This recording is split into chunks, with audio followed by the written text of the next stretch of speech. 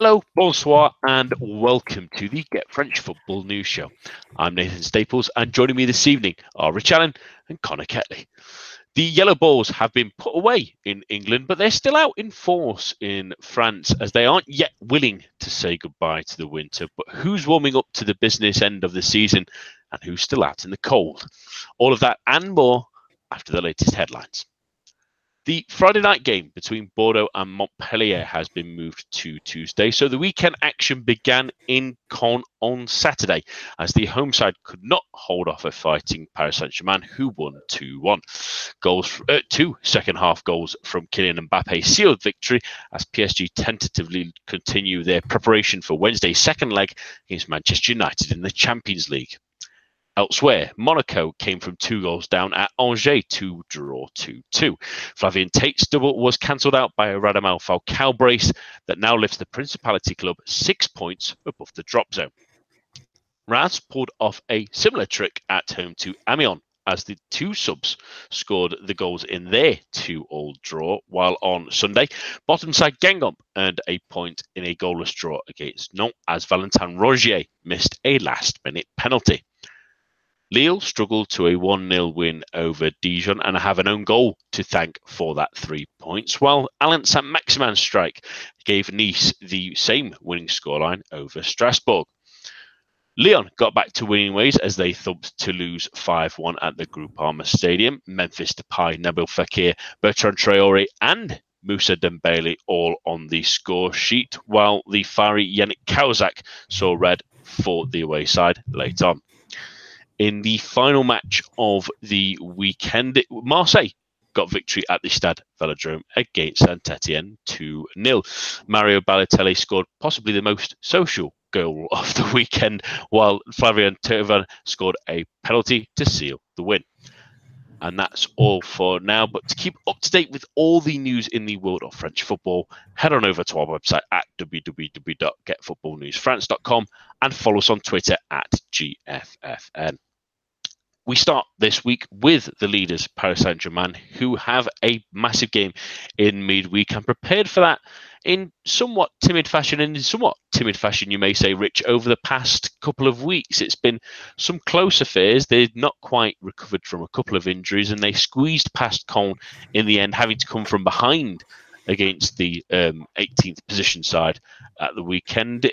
Is that a little bit of a worry for you heading into this one, or does it feel like maybe these games that have been a little bit close in the last couple of weeks is all because they're saving their energy for that massive clash against Manchester United on Wednesday?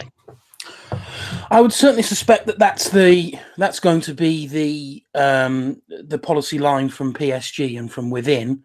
Is, you look at the squads, it isn't, Tuchel is not playing his strongest 11s available to him for the league games. My own theory is that, yes, in large part it's due to that. I also have a belief that there's probably a little bit of, I don't want to say worry. Worry may make it sound a bit more dramatic than it actually is. But we're getting to the sort of, to use that cliche phrase, the business end of the season, and especially so for PSG, who, as we all know, are desperate for this success in the Champions League. We're now in a position where they can, by all means, it should look like a formality to progress on Wednesday with the lead that they built up in the first leg against Manchester United.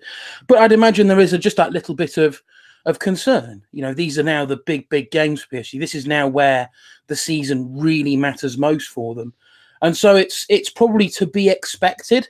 I think we can probably all read way too much into it, but it's, going into such an important game, a scrappy and, as you say, sort of slightly nervy win away at Caen is not perhaps the performance you would expect, but you marry that up with the lineup that Tuchel put out, the fact that Caen seem to have this weird sort of hoodoo against over PSG, that they seem to raise their game like rarely we see from any other team. But it wasn't vintage PSG. But I've no doubt that at the forefront of their mind was indeed the match on Wednesday.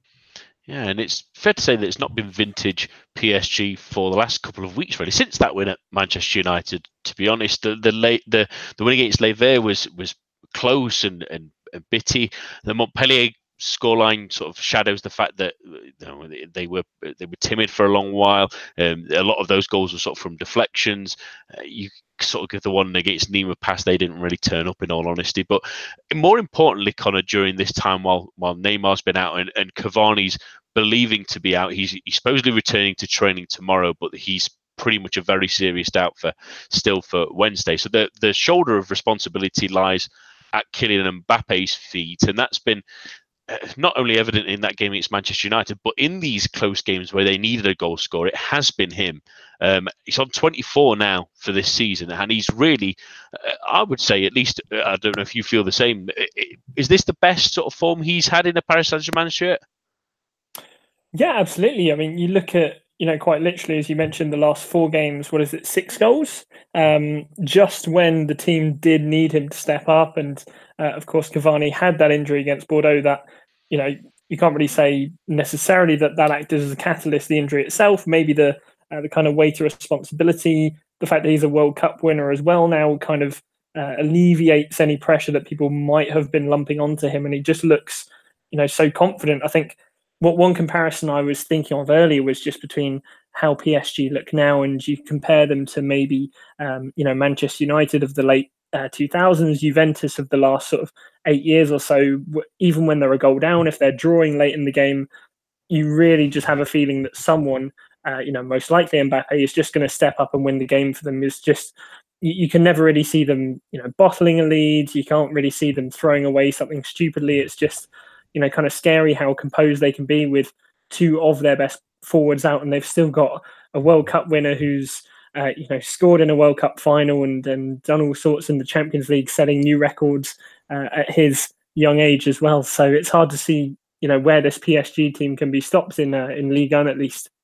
Yeah, and it does help that if you have 3 world-class strikers, if you've got at least one in the bank when 2 do go down, really. And looking forward to the game that we're going to see on Wednesday night, Rich, it's Paris Saint-Germain certainly in the driving seat, but some would argue that 2 away goals is a cracking result for them, but there's also at least a half the possibility that Manchester United may get 2 away goals. That's maybe my own cap, maybe holding on to some kind of glimmer of hope. But they're going to be missing Pogba. He's suspended, obviously. Martial's unlikely to be fit, as is Jesse Lingard. Mata, Herrera still missing as well. So to add to Paris Saint-Germain having a lot of injuries in that first leg, but does any of these games that we've seen recently from PSG, even though they obviously rested Verratti against the game against Con as well, does it cause any concern really, or do you think that especially with those players missing for the opposition, that it really should be PSG strolling to the next round? I think the thing that Manchester United perhaps have to prey on most is perhaps the mental state. If Man United can come out, in a real attacking mood and can get an early goal, maybe they can, as I say, they can prey upon the fact that there'll be several PSG players in that team thinking, oh God, not again. And maybe that's something that they could use to their advantage. I don't necessarily see that happening. I think the injuries that Manchester United are suffering really do hamper them significantly. We saw in the first leg that PSG can cope with injuries to 2 of their 3 best players. And can still put in a performance like they did in Manchester. I don't think Manchester United can do the same with key players missing in their squad. And I think the team and the mentality is stronger. I think Tuchel has built an element of resilience. There's almost not that level of, I suppose, cockiness, bit of almost too much arrogance that we perhaps saw under sort of towards the later days of the Blanc era and the 2 seasons under Emery. There was maybe that feeling at times that they were not taking things as seriously perhaps as they should. Maybe I think that might have something to do with it, but I think Tuchel has certainly worked hard on that, and I think what we've seen in Europe anyway is their attitude seems to be a lot more professional. They have shown in the group stages that when they needed to get results, they could get results. Everybody in that first leg was talking about, how on earth are PSG going to cope without Neymar, without Cavani? And we walked away from that game thinking, do they need Cavani? Do they need Neymar? So I do think the mentality is stronger, but it would face the ultimate test, I think, if Man United were to come out and get that early goal. So I think if they are to have any success on Wednesday, they're going to have to come out of the blocks very quickly, I think, and get that goal to really test that mental resolve of the PSG team.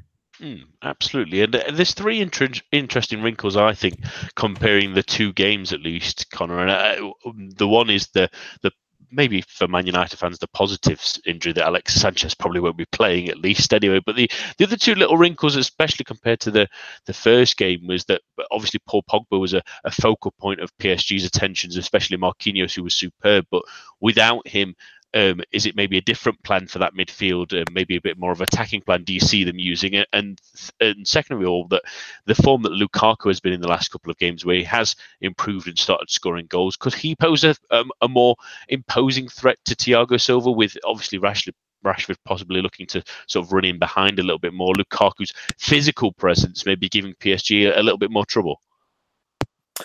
Yeah, definitely. I mean, what I'd like to see, I suppose, from a footballing perspective, is Lukaku kind of, occupying the centre halves, because, of course, Rashford was playing a bit more centrally last time. It felt like, if he could go up against, the likes of Bernat, or if Dani Alves, I think, well, obviously Meunier's back fit now, but if he could give the fullbacks more of, more to fill their hands rather than Lukaku playing out wide, I think that could be something of interest. And definitely, I can see United getting one, maybe two goals, but I think the real issue is that it's tough to see them going and keeping a clean sheet at the Parc des Princes. Even if they do get one, maybe two goals, are they realistically going to, be able to keep out Mbappe? And Di Maria is going to be up for it again. So, interesting from that respect. But yeah, it'd be nice to see United effectively forced into something different. Which also, I suppose, is something that PSG will not be too prepared for. United haven't played any games without Pogba of late, so they'll have to try and read Ole Gunnar Solskjaer's mind and see what he's coming up with. Yeah, because I think that's going to be quite interesting, because we said how key the Pogba Marquinhos battle will be, and the fact that without him, how do you maybe play that midfield? Do you keep Marquinhos in there just for safety's cause, or do you maybe go a little bit more forward thinking? Do you have a Paredes that maybe they're in there, or maybe even a Draxler playing in that role instead, next to Verratti, where they can be maybe a little bit more adventurous without Pogba in the side? But it's going to be a really interesting one. So I'm going to get some predictions on this one. Rich, I'm going to start with yourself. What do you think the score will be? I think PSG will get the job done. I don't think United will get their early goal. On the night, I'm going to go 2-1 PSG win. Conor? Yeah, I was actually thinking the same. Not to just echo Rich, but I think it'll probably PSG pull ahead. United might get an equaliser, but they'll be snuffed out again, and 2-1 PSG for me as well, actually. I'm actually going to go a little bit controversial on this one, and I have a feeling it might be similar to the Juventus game that United played earlier this one, and where our PSG go to a comfortable lead to start off with, and maybe Manchester United get a lucky one and nick two little goals at the end and still go out, but with a little bit of pride in a 2-1 win at the Parc des Princes is nothing to sniff at. But that's maybe my bias coming into play at least a little bit. But just before we move on from Paris Saint-Germain, I just wanted to get your thoughts on this at least, Conor, because it does look like Paris Saint-Germain are certainly favourites to go through, and are one of the favourites really for the Champions League itself, given the other opposition that's still left in there. How far do you think they can go? Should they go through on Wednesday? Can they be finalists or even champions this year? Yeah, I think I was talking about this earlier in the season, really, back before just when a game or two have been played in Champions League. I did say at the time semi-finals. I think I'd still stick with that. I think, obviously a lot does depend on the draw itself. Famously they can tend to struggle at the stage when it reaches the knockout stage. I think they'll get to the semi-finals, and then that's where it gets tricky. I think Man City just look that extra level above everyone in the Champions League, and then you've got the European giants as well, who always seem to wake up in the knockout stages. I'll stick with my prediction. I think semi-finals for PSG this year. Yeah, it's getting interesting, really, because especially with I was thinking, especially with the Atletico Juve result as well the other week, possibly the Italians going out, Bayern Munich not as strong, Liverpool maybe focusing more on the league, so it might be between those. Man City, yes, are playing very well, but Barcelona have been iffy in Europe as well. Real Madrid aren't particularly consistent. It's wide open for PSG, I think, this year to at least, like you say, get to a semi-final, if not a final, if the draw plays in their hands.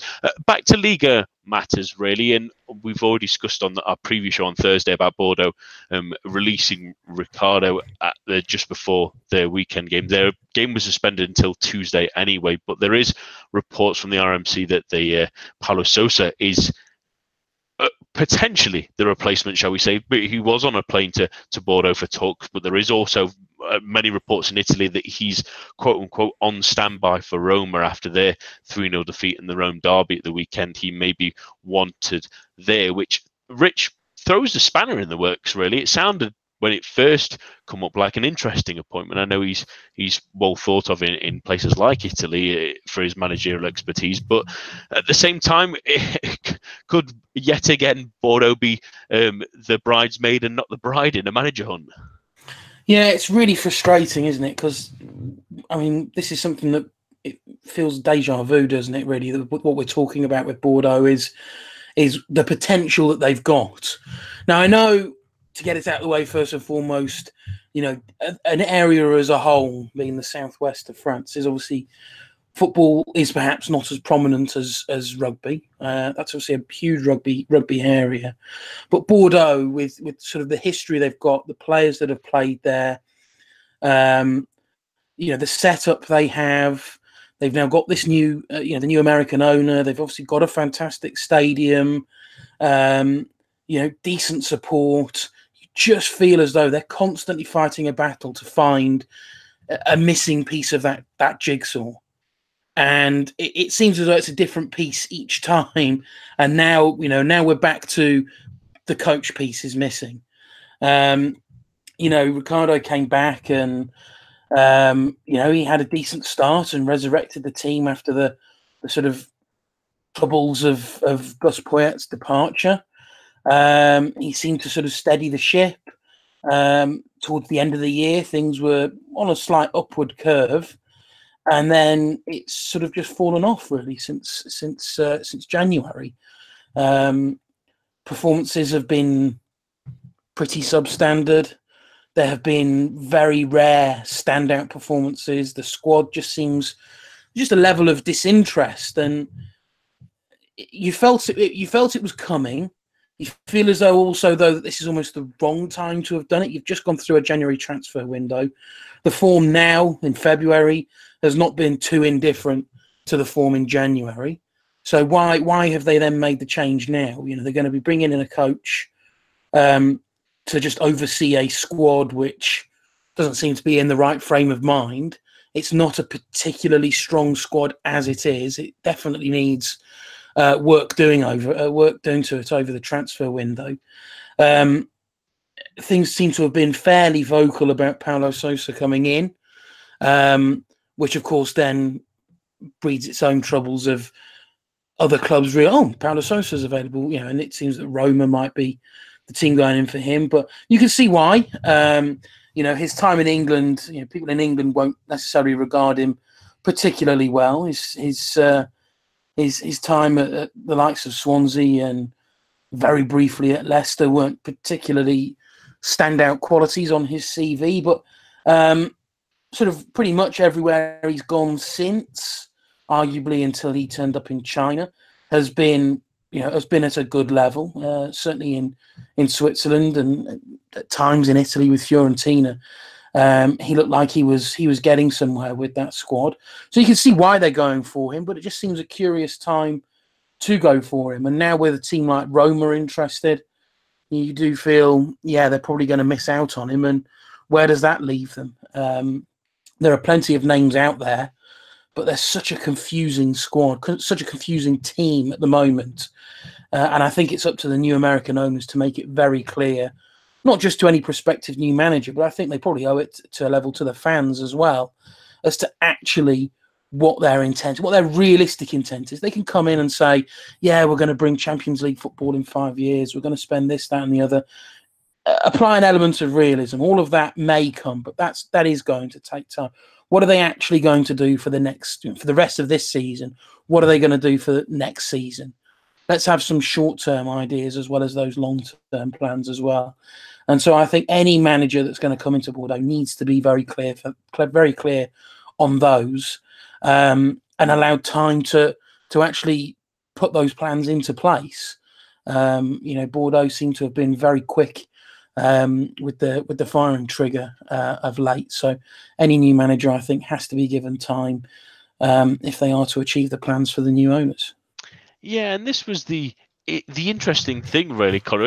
I think we sort of forget, simply because Bordeaux aren't really involved in any race at the moment, stuck in mid-table, but we forget that it's been a pretty, especially for them, a sort of basket case season, really. They started off with a manager that they got rid of. They were desperate to get Henri through the door, and he said no, and then they eventually stuck with Ricardo, who wasn't even the manager on the touchlines because he didn't have the right qualifications. He was stuck up there. There was no sense of authority. The players were having moments again, much like Malcolm did last season. There was Yann Caramo having disciplinary issues early this season. It must be very stressful to be a Bordeaux fan. And on top of that, I know Adam's very vehement on this, and unfortunately has to watch them every week. They've been pretty awful to watch, really, especially in 2019.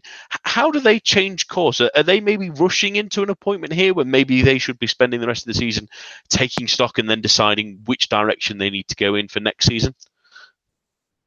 I think it's always easy to say it from the outside, but you would think that it would be a good idea for them to have an interim manager, look towards the summer, and then appoint someone who's really going to carry the vision forwards. I think it was in L'Equipe, actually, they had the cartoon of a big placard outside Bordeaux Stadium saying new manager unveiling coming along, and then the fans saying, oh, it's another one this week, and just the whole hilarity of how they're hiring and firing this year, and who's going to come back and who's going to leave again. It must be tough being a Bordeaux fan and watching all this kind of unfold, when obviously I wouldn't go as far as saying a laughing stock, but it's just a bit embarrassing to have to endure this when it's not even obviously the maths on the pitch haven't gone exactly to plan, but it's even more frustrating as well when you've got off the pitch matters which are ruining what could be a good team. You have got some great players in there as well, so it's a bit frustrating to watch.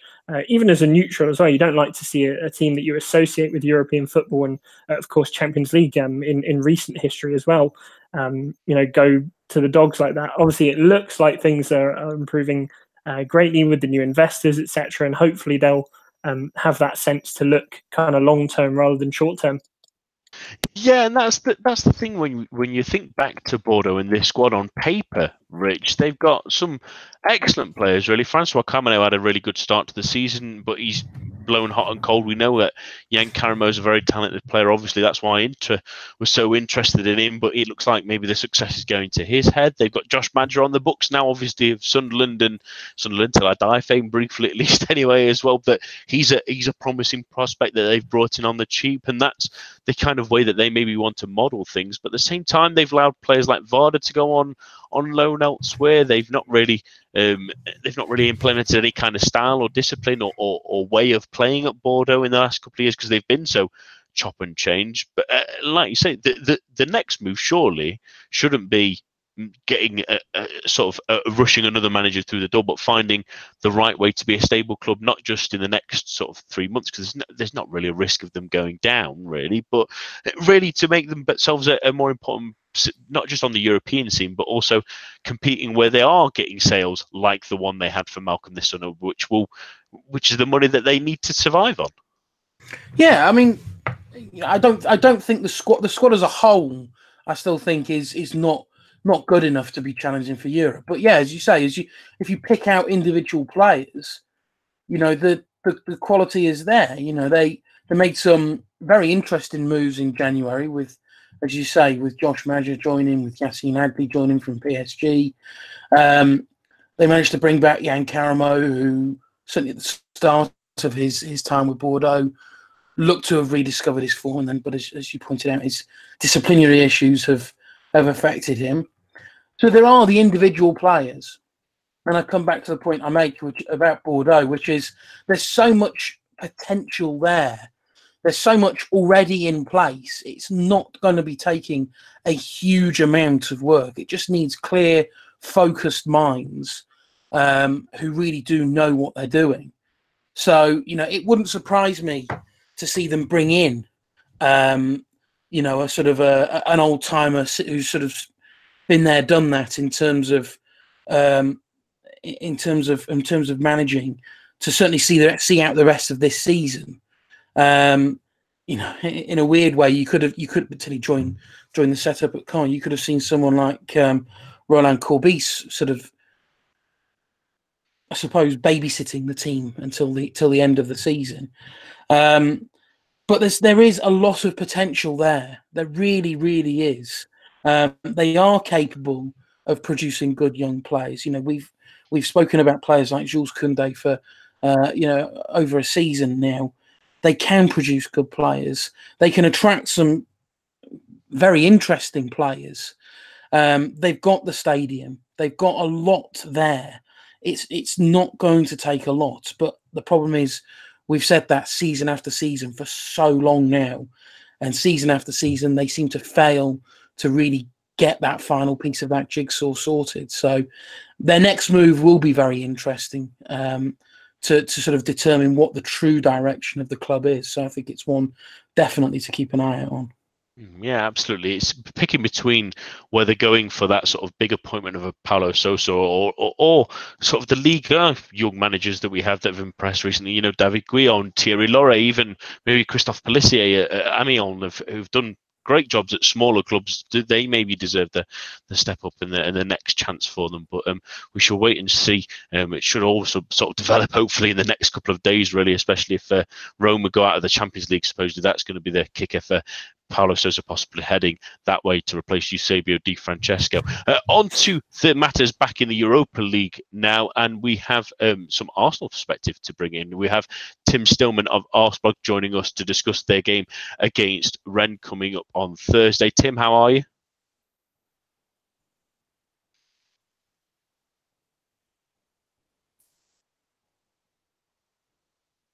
Tim, have we got you there?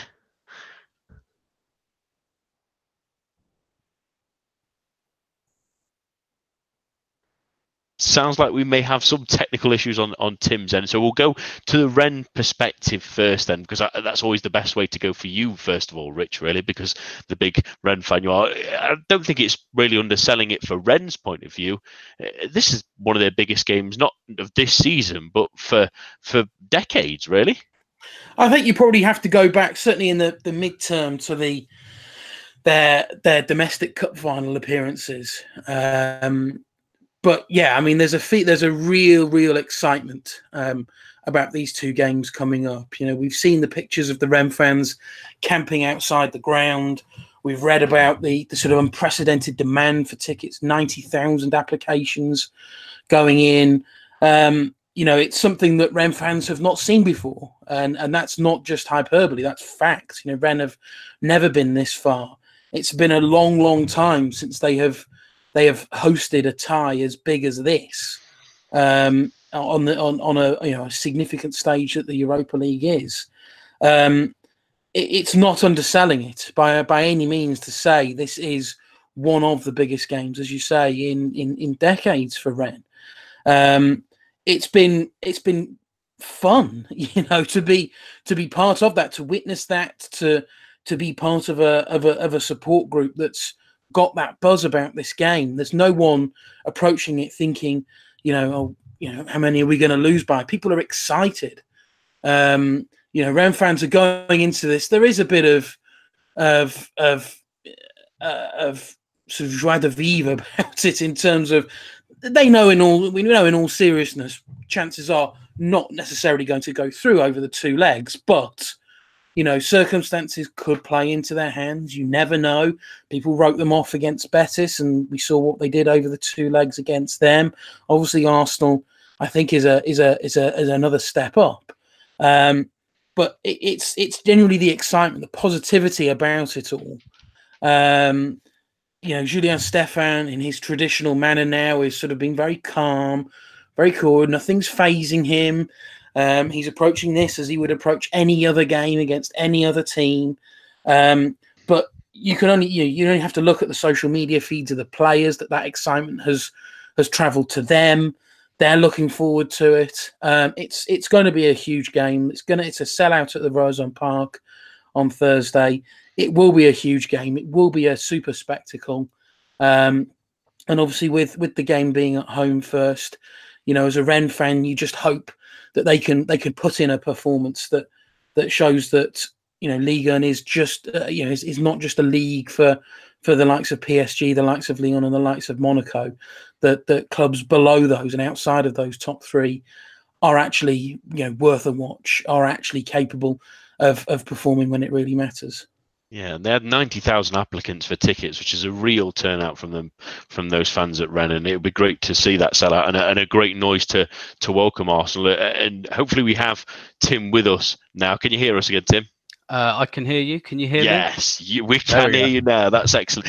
So let's discuss Arsenal really now, because it's been an interesting week for them. Really, obviously the North London derby on Saturday didn't quite go the way they'd planned, but at least it wasn't a defeat, which is the important thing. And attention turns back to the Europa League, really, in a competition that they are one of the favourites for. Is this something that Unai Emery is aiming for winning? Because it is obviously a competition he's been very successful of, and it's a great way to get back into the Champions League if the sort of league form goes away. And at the end of the day, it's a good cup to go for. Yeah, it definitely is, and I think Unai Emery's record in this competition is probably a small part of why he was appointed in the first place. Because Arsenal will have looked at this at the beginning of the season, getting back into the Champions League as a priority, and Arsenal would have seen two routes to do it, and this is one of them. Quite frankly, the domestic cups were really not kind of intentionally swept to the side, but we got two really difficult draws. And I think most of the fans kind of knew that really wasn't the priority this year, that it's all about kind of trying to get in the top four and or winning the Europa League. And this is probably just as viable a route as for us as the Premier League is. So absolutely. What will be quite interesting actually about this week coming up, you mentioned last week, which is a fairly good one for Arsenal, certainly in terms of performances. But the interesting thing about this first leg is we've got this kind of league game with Manchester United on the horizon on Sunday.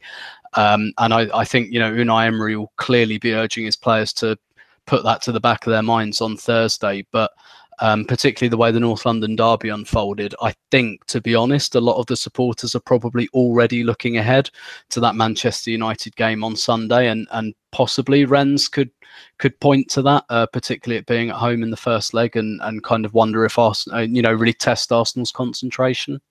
Yeah, and it's going to be the interesting one, isn't it? Because a number of factors, not just that game against United on Sunday, and they get the lucky, well, I wouldn't necessarily call it a luxury of keeping Pogba off of the field against PSG. They probably would like him on there, but it does help that game on Sunday. But it brings up the interesting balance that Arsenal have played with their squad, really, with the Europa League, because a lot of the group games, they did play a lot of the younger players, and a lot of those got a chance, really. And as well, obviously on Saturday, Lacazette got the starting head of Aubameyang. How do you see the team setting up in this one? Because, like we say, it's with that game against United in the back of the memory, and the tough game they've had at Saturday, mixing it up but also keeping it strong so they can compete when now it is the more business end of the knockout stage in the Europa League, that they need to be as strong as they can be. Yeah, absolutely. I think what Unai Emery's done, particularly in recent weeks, as he's got some players back from injury, is there's been a lot of short rotation between the games. So we've had 3 games last week, and 3 very different types of game, different performances, different players, different formations. And I think he'll look to do that again against Rennes. We already know that Lacazette is suspended for both legs, so you'll definitely see Aubameyang up front. And Arsenal have been playing with kind of 3 behind the striker in the last couple of weeks. I think Mesut Ozil will start this game, probably behind Aubameyang. He likes to share game time between his attackers, so Ramsey and Lacazette kind of mesh very well, but Ozil and Aubameyang mesh quite well as well. So I think he'll play both of them, probably with Mkhitaryan, and maybe Denis Suarez might get a first start. As well. Lucas Torreira now has a 3-match domestic ban, so I think he'll play both legs. So I think you'll see a kind of 4-2-3-1 from Arsenal. You'll definitely see Aubameyang because we don't have a lot of choice. Think we'll play Ozil for this, not least because I don't think we'd look to start him against Manchester United. Lucas Torreira, and then the only other kind of question is what we do at right back, because we don't really have. We have kind of 3 less than ideal options with Hector Bellerin out, and we played Mustafi on Saturday. I wouldn't be surprised to see someone like Lichtsteiner or Maitland-Niles come in for this game, but I think it will be strong. It will be a very strong team. Yeah, I didn't quite know why they picked Xhaka and Mustafi at that game, but nevertheless, we'll skip that one over, really. Back to sort of Rennes stuff, because it's been interesting this week, Conor, that Ligue 1 allowed Rennes game to be postponed, which seems like the strangest decision we've seen. Obviously, leagues can decide what they want. It seems like it will be somewhat unfair on Arsenal because of the taxing game they've had. But at the same time, the point I don't think I've heard anyone mention is, isn't it a little bit more important to keep momentum going, really, than have a complete week off to rest and prepare for one specific game against Arsenal? It could backfire on them. It quite possibly could. I mean, you look at where Rennes are in the table, and you look at kind of the whole picture of the LFP as well. I guess they see it as they want to give their team the best opportunity to progress in Europe. You have the coefficient for the league, etc. as well. They want the French teams to do well. It doesn't matter whether you're PSG, whether you're Rennes, Marseille, Bordeaux. They want everyone to do well. So anything that they see as a benefit, they will do. 7 days or 10 days, whatever it is, since the last game isn't a massive gap. And I think the fact that the decision's been made indicates that, the professionals do see it as a benefit. When you take a longer time off than that, I mean, you look at, for example, Liverpool, they didn't actually choose to, but they had a long period off before the Bayern Munich game just due to, being out of the cup, etc. They've looked, obviously they had the win over Watford, but they look quite lackluster and just not so sharp in those other games against Bayern, and then today in the Merseyside derby. So I guess from our perspective looking in, it's always easy to say, but it's too much time off, you lose your sharpness. But I guess the professionals behind it all are taking what they consider to be the best decision. So anything Rennes can do and anything the league can do to help them, I think that's where they're trying to get a foot up, really, where the Premier League haven't done that and probably can't do that just due to the number of games at this time. Yeah, and in fairness, I feel a little bit guilty for the Arsenal players having to play 2 difficult games, because it wasn't even like Rennes were playing, a Saint-Etienne or someone they're competing for the Europa League places for. Nîmes have been pretty good this season, but it's not exactly going to be the most important game of their season, at least. And it's an interesting wrinkle to it for Arsenal fans that they're going to face a rested team, Tim, but they're also going to bring some familiar faces to English shores, at least none other than Hatem Ben Arfa that we obviously enjoyed at Newcastle. We've seen at Nice. Do the players like him, and obviously the presence of Ismaila Sarr, who's getting a lot of press as well, both of those we thought the attacking threats for Rennes. Do they cause any concern for yourself for Arsenal as well? Definitely, yeah. I mean, particularly Hatem Ben Arfa, who we probably know a little bit more about because he spent a little bit of time in England. And what's very clear is Hatem Ben Arfa is a super talented player, but a difficult individual to say the least. And obviously, Unai Emery knows that from very, very personal experience. And I suppose the thing that Arsenal fans have been discussing is whether, because Ben Arfa is a player who's got a lot of talent but doesn't always have a great deal of motivation, but I think sticking one to Unai Emery might motivate him a little bit, and the fact that this is quite a big stage, there'll be a lot of eyes on it. I think Hatem Ben Arfa is certainly a player who's capable of causing Arsenal lots and lots of problems, and if he's motivated to do so, which I think he will be, that's probably where the biggest danger lies for us, particularly in the first leg. I think Rennes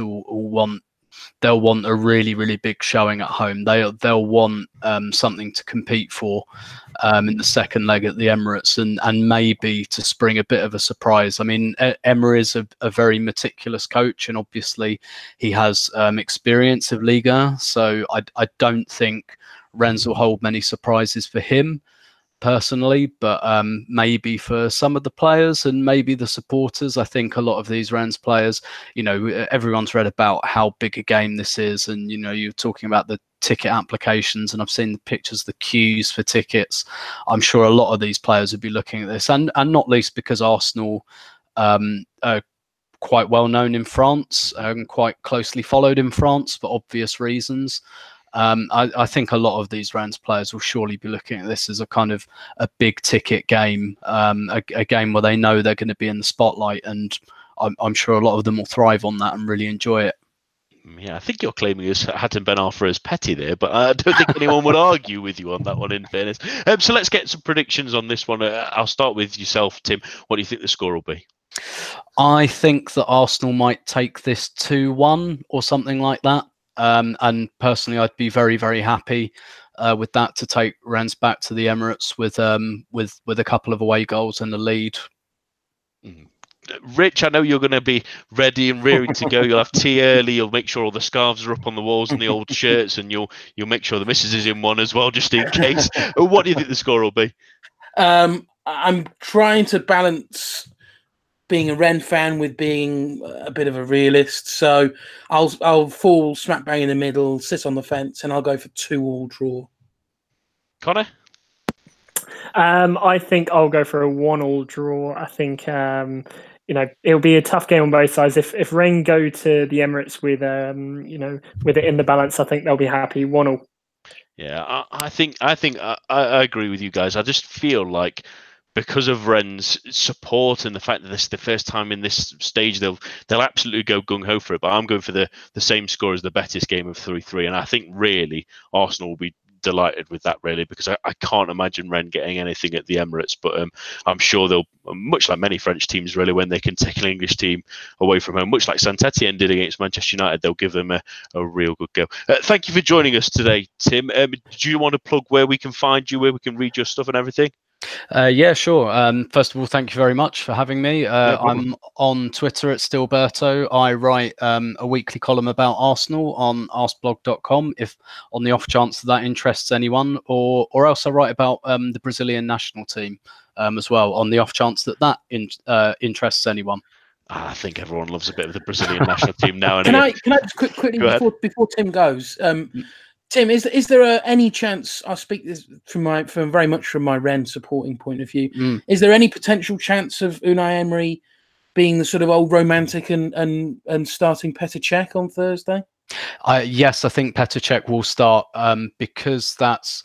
I don't think it's even because of the Rennes connection. He starts him in the Europa League, generally speaking. So yes, I probably should have said that in the starting lineup.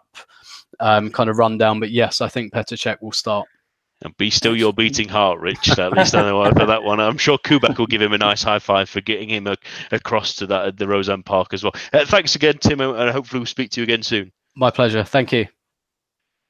We've moved now on to back to Ligue 1 matters, really, because it's been an interesting weekend, and more importantly for Lyon, it's allowed them to get back into the groove more than anything, and I think that's one way of putting it, at least. Kind of a 5-1 win against Toulouse with all the strike force really getting a goal, which is the most important thing, really, because it's been a while since we spoke about lost to last season, really. I know obviously Moussa Dembele wasn't part of it, but the strike force last season, those four were just scoring goals for fun, each and every one of them, and it's been somewhat of a slow, especially 2019 for almost all of them. But great to see them back on the score sheet, and that'll be a major plus for Lyon heading into the next few weeks in the Champions League game coming forward. Definitely. The classic kind of cliche about Lyon is turning up against the big teams and kind of slacking against the worst teams. So nice to see them turn it on, not even settle for a small win, but score 5 goals in doing so. I think especially, obviously you mentioned the whole strike force, Memphis, who's been terribly, terribly out of form. I think even his goal took a deflection and then the goalie battered it into the corner, but still, nice to see him at his usual confidence level, taking on a defender and getting a shot away in the box. And obviously with that goal, he'll hopefully be back on form when they end up playing Barcelona, obviously in the Champions League. And I think as well, one thing to highlight, as you touched on as well, the fact that Dembele's goal, his first one where he just blasted past Shoji and slotted it into the far corner. So I think it's definitely a good time for Lyon. They're on the up and ahead of the Champions League, and they've got a real chance of progressing, I think. As good as Barcelona are, I really don't see why not. Lyon could definitely have a go at them at the Nou Camp, and obviously a score draw would take them through. Yeah, and it was a worry for them this weekend, at least, Rich, that without a result going their way, with Marseille facing Saint-Etienne, that they may be sort of staring down the barrel of more competition for their third place. But now there's a nice 5-point gap for them. They've obviously got some tough games coming up, and we never can be quite sold on Lyon, really. But they'll be delighted that after what was really disappointing, is maybe the only real way of putting it, result against and performance against Monaco, where they essentially didn't really turn up, that they've absolutely thumped past Toulouse and silenced some of those critics. Exactly. Lyon are a team where a squad where fans don't quite always seem to be entirely happy all the time, despite the circumstances that their team are in.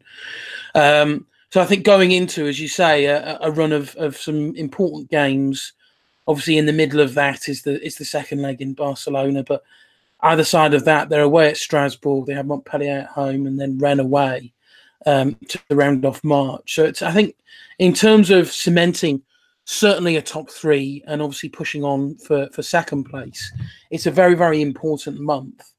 It's going to be interesting, I think, to see how they approach the Barcelona game.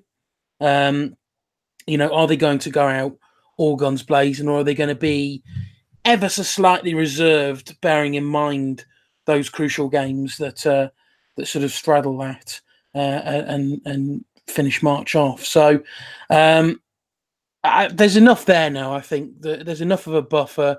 There's enough in that squad for me to think, I think they've probably got the top three fairly sewn up. I think they're going to now have to look at pouncing on Lille, who I don't think have been quite at their best. Certainly, I don't think they've reached their best, arguably, this calendar year so far. They've ground out results, which is obviously a great characteristic. I don't necessarily think they'd hit their very best form as we saw pre-Christmas. So they're obviously going to be targeting that. I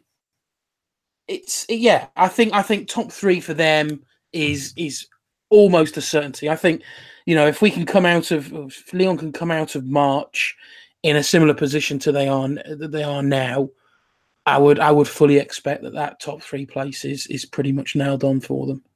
Yeah, you make a good point about Lille at the moment. They really struggled on Sunday. I watched the game against Dijon. They really sort of labour against sides that have figured them out, quote unquote, or at least are treating them with the respect they deserve that they've got from finishing second place. That they're just sitting back and really struggling to break down teams when they're not able to sort of just counter on them with the great pace that they have. But going on to the opponents really of the day, Conor, in Toulouse, it's been a miserable 2019 for them. We've sort of missed them out quite a bit on the show, really, but they've only had one win in the league in 2019, a couple of draws here and there that have kept their heads above water, but they've had, similar to last season, chances to sort of pull away. They maybe should have got a better result against Bordeaux. They drew against Caen, who were really struggling. They had a good performance. They had to sort of save it against Rennes as well. They've slowly sort of come against the firing line almost, because they are still, yes, 8 points above even Caen in that relegation playoff place, but at the same time, is it maybe feeling like yet again for Le Viollet it's going to be the rubbish below them really that keeps them afloat this season? I mean, let me put it this way: if Max Alain Gradel was not in that team, they would be in the relegation zone, and I don't think anyone would disagree with that. To be honest, he just seems to grab this team by the scruff of their neck, whether it's a last-minute free kick, whatever, an assist that he plays across. Is just he's the one-man team at the moment. Without him, they'd be in a lot of trouble. But I do agree. I think was it 8 points the buffer? I think from the playoff zone. They should limp over the line and be okay, but it's not good reading if you've got one win in, just over 2 months of football. So should just about get over the line, but they've got one man to thank for it. Yeah, and just looking at the team, really, that they start fairly regularly. Baptiste René was a good signing, I think, and a good replacement for Albert Maffon. And I don't think he can be really blamed for a lot of the struggles they've had. But Christopher Julian has gone. If there was a second gear in reverse, maybe he's found it. I think really because he's dropped off terribly on form, and those around him have sort of been affected by that. And then playing players like Yannick Kawasaki, who is. I remember his time at Basti, he had about 6 red cards in one season, didn't he? They've not really got the best out of John Bostock recently, at least he's been out with the team. They've not really got anything out of Corentin Jean or Yaya Sonogo or Fermi Mubele or Aaron Lea Seika. They've got, again, very similar to what we've mentioned about Conor a few times, Rich. There's a few sort of names there, really, for Liga and strikers, but nothing really sticking, more journeyman again. And it's essentially, much like Conor said, that's why they've had to rely so much on Maximilian Gradel saving them just in the nick of time. And if next season a bigger Ligue 1 club comes in for him and he goes, they're in the mire, aren't they?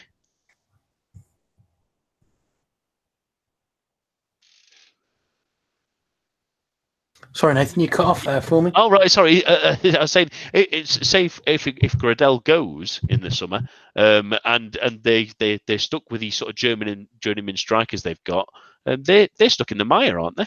Oh, they absolutely are.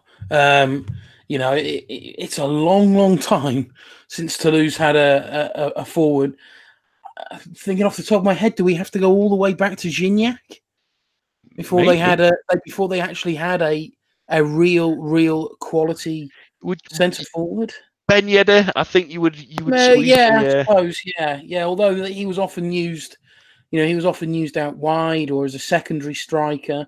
But yeah, I mean, goals are a big problem for Toulouse. They are they're in a bit of free fall at the moment. But the only thing I think saving them is the fact that they're not the only team in free fall. There are a number of others. Caen, as you mentioned, are another that are in horrible form. So that's that fortuitous turn of events, plus as Conor pointed out, the goals of Gradel are literally the only things keeping them out of that real rock bottom position, really, because performance-wise, they're a long way off safety yet.